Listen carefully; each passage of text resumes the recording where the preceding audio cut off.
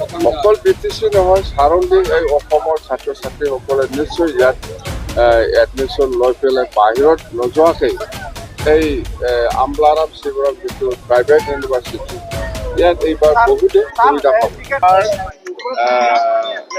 বাক্সা জিলা হাউলিত পাঞ্জাৱ ষ্টেটৰ এটা বাৰান্যা ফাউণ্ডেশ্যনৰ আণ্ডাৰত এটা প্ৰাইভেট ইউনিভাৰ্চিটি আমি ফাউণ্ডেশ্যন কৰিছোঁ। BTC গভৰ্ণমেণ্টৰ পৰা সেই মাটিটো বাৰান্যা ফাউণ্ডেশ্যনক দিয়া হৈছে আৰু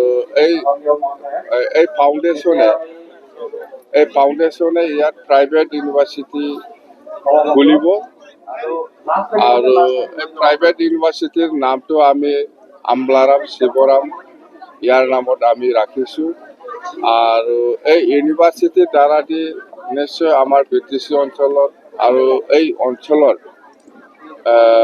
বাক্সা জিলা হিচাপে বহুত উপকাৰ হ'ব বুলি আমি কামনা কৰিছোঁ আৰু নিশ্চয় হ'ব।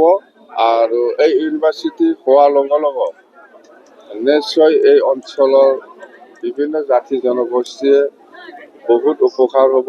ইকনমিক চাইডতে হওক বা বিভিন্ন চাইডৰ মতে বহুত উপকাৰ হ'ব বুলি মই এটা বিশ্বাস।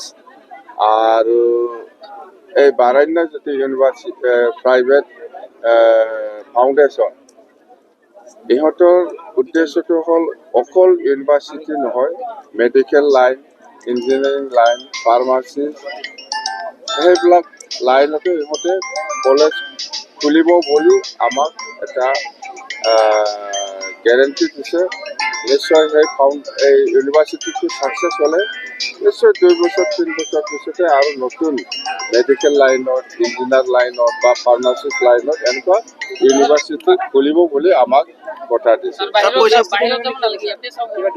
নাই, বাহিৰত যাব আমাৰ বহুত ছাত্ৰ ছাত্ৰীসকলে বাহিৰত এনেকুৱা পঢ়িবলৈ গৈ আছে। তো অকল BTC নহয়, সাৰংগী এই অসমৰ ছাত্ৰ ছাত্ৰীসকলে নিশ্চয় ইয়াত এডমিশ্যন লৈ পেলাই বাহিৰত নোযোৱাকৈ এই আমলাৰাম শিৱৰাম যিটো প্ৰাইভেট ইউনিভাৰ্চিটি ইয়াত এইবাৰ বহুতে সুবিধা পাব।